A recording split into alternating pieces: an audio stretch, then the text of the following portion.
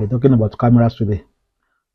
Today we'll be talking about cameras, and we'll be talking about different types of camera or different categories of camera before we now move on to anatomy of camera. So basically we have three main categories of two types of camera. Let's start from there. We have two types of camera. We have the analog camera and then the digital cameras. Um, well, you may not really want to bother yourself about analog cameras because these days nobody is really using them anymore. So, but for the good of for the benefit of history, you might want to check check it out later on your own because it's actually the fundamental foundation for what we have today um, as digital cameras. So the only, or let me say, the primary difference between analog camera and digital camera is, um, let's say, the recording medium. The recording medium. Then it was photographic film, and now it's digital sensor. And then those days they don't have displays like LCD, but these days digital cameras have LCDs or digital displays. So instantly, as you are taking pictures, you are recording, and you can display it immediately. But then you have to photograph it using recording them using photographic films, and then taking it to the lab for development and a lot of other stress like that. But a lot of all those stress have now been reduced. So we have basically two types of cameras: the analog cameras and then the digital cameras. But our concern today will be on digital cameras. It will be on digital cameras, and we'll be talking about three main categories of digital cameras, out of which you can now have several other forms of cameras. But we'll be talking about basically three main categories of cameras. And the first one of those categories is what we refer to as point and shoot cameras. Point and shoot cameras. The reason why they are called, or they are called point and shoot cameras, is simple. It's simply because you don't have to have any knowledge about it. You don't have to know anything about how it works. You just need to open the camera, then point it at whatever you want to shoot, and then you take a picture. Whatever settings the camera use is not of your business, none of your business. All you need is just pick up the camera, raise it up, point it at whatever you want to shoot, and then press the shutter, and you're done. That is why it is called point and shoot cameras. So basically everything on it is done automatically. It is purely an automatic form of shooting. So the camera settings, the aperture, the ISO, the shutter speed, everything will be done by the camera.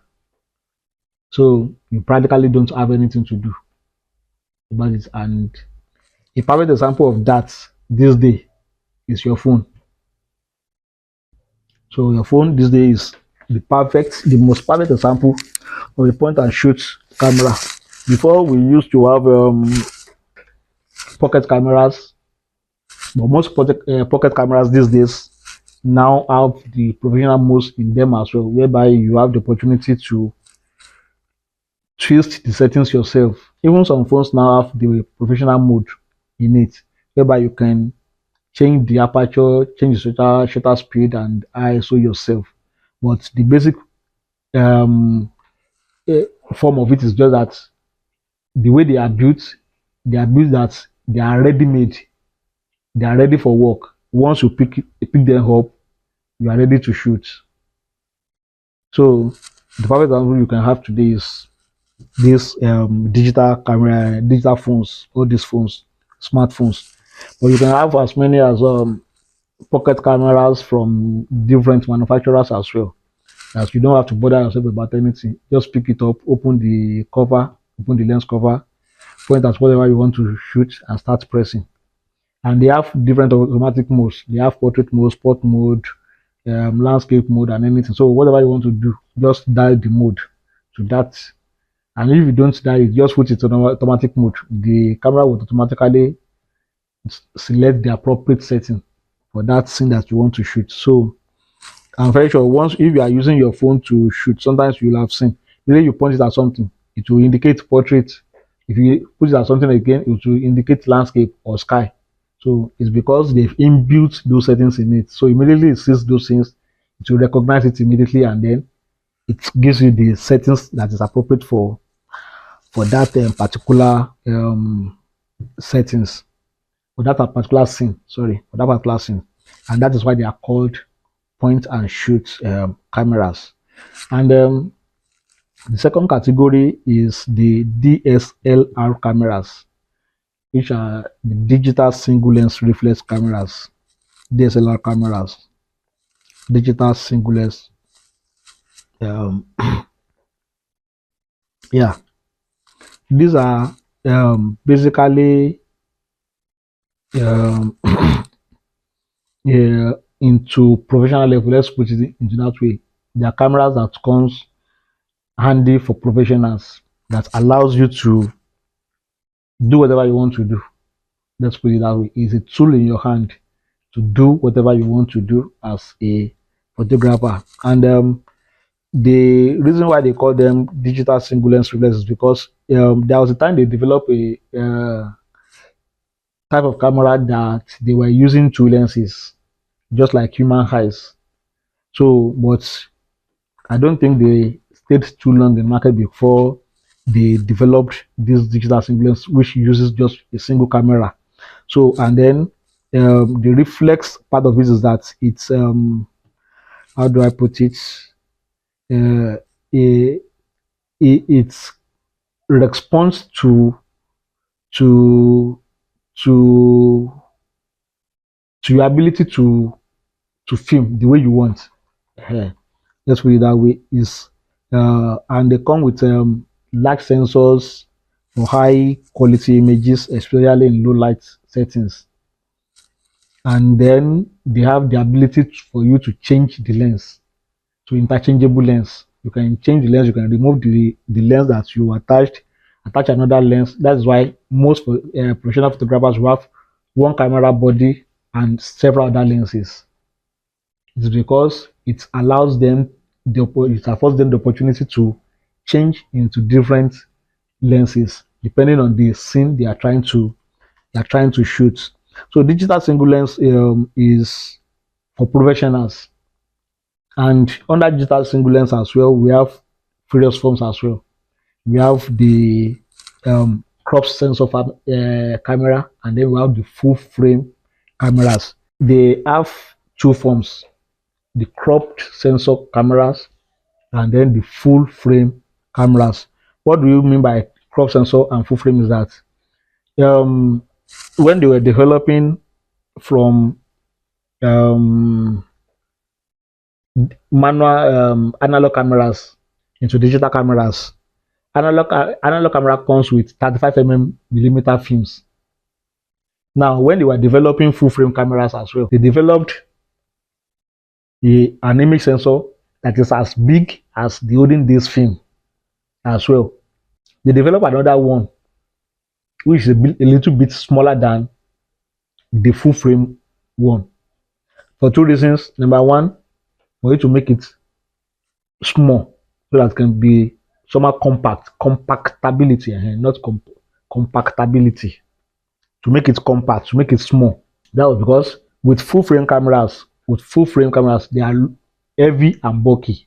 So they developed that, but it comes with its own limitations. So majority of people who tends to use the crop sensor cameras are people who are just coming to photography who doesn't have enough money to buy full frame cameras, because full frame cameras are always more expensive than cropped sensor cameras.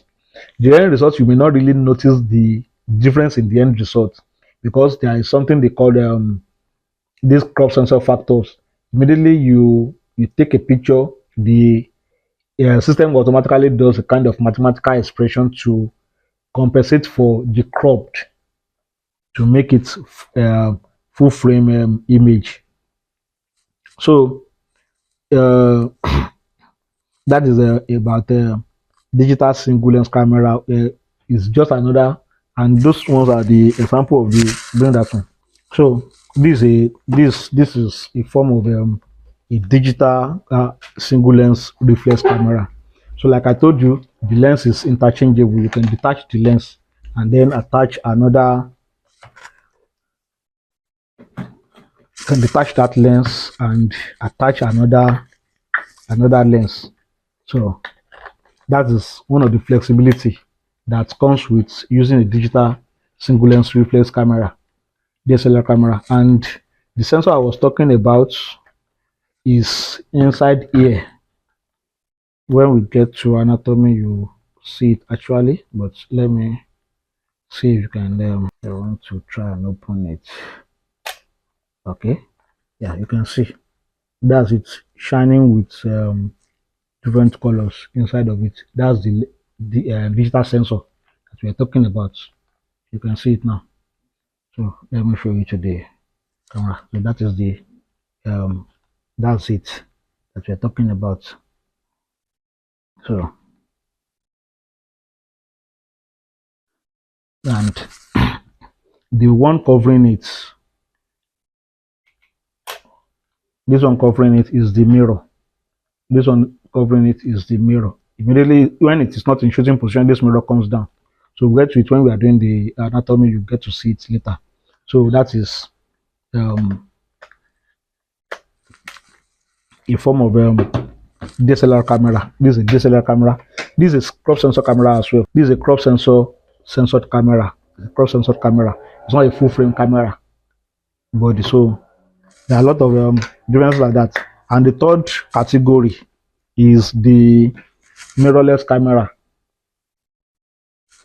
Mirrorless camera is also a form of DSLR camera, but with a difference.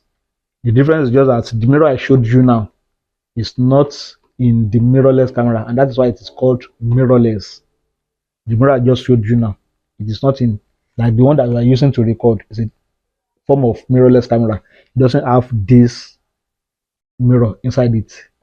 So the viewfinder of that one is not optics, it is digital.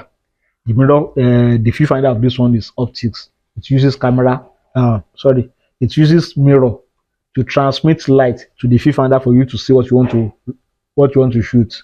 So that's one we're using to record, doesn't have any mirror. So and that makes its work more soundless. We can turn off the shasha when you are snapping. Unlike this one, there's no way you can turn it because the sound that you hear is not the sound of the shutter, it's the sound of the mirror flipping. Pra, pra, pra. That is when you are shooting because the mirror has to flip up and flip back. Immediately you're taking anytime you're taking any picture, the mirror has to flip up, then flip back, flip up, flip back. That's why you hear the sound para, para, para when you're taking picture. But in mirrorless camera, you can make it soundless and turn off the shutter sound if you don't want to listen to the shutter sound. But just because we're used to the sound and it gives you the sense of okay, you've taken the picture, that's why we leave the sound on. So if I want to work in an environment where I don't want anybody to know that I'm shooting, I can simply turn off the sound in mirrorless camera. Another advantage of mirrorless camera is because is that it is compact. You can see how small that one is, and you can see how big this one is. So DSLR camera is always bigger than mirrorless camera. There are even some mirrorless cameras that are more portable than that one.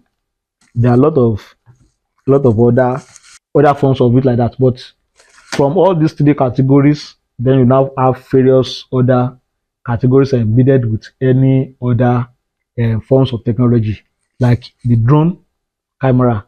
So drone now comes with like form of helicopter. It takes the camera up to shoot whatever you want to shoot and brings it back to you. So you have drone cameras these days. Then you have action cameras like GoPro cameras that sport people use, especially bike riders or skydivers and stuff like that. So they attach it, so it's provide them the most stability because you know whatever they're doing, they tend to shake a lot. Especially those who ride their bikes and stuff like that, they tend to shake a lot. So they need the kind of camera that is highly stable, that can still capture the expression even with the rigorous form of sport. So action sport like that. Then we have hybrid cameras that they are not particularly, it's like they are coupling it. So you couple the sensor, you couple the lens, you couple the shutter, you couple everything, you bring everything together. That's why they call them hybrid. So they are not a whole camera like this. So you, whatever you want to use them for will determine what you couple together. That's why they call them hybrid.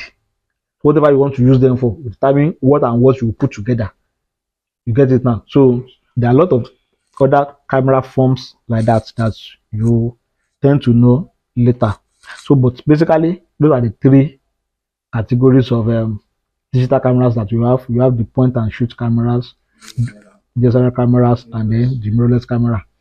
On point and shoot camera, you don't have to do anything.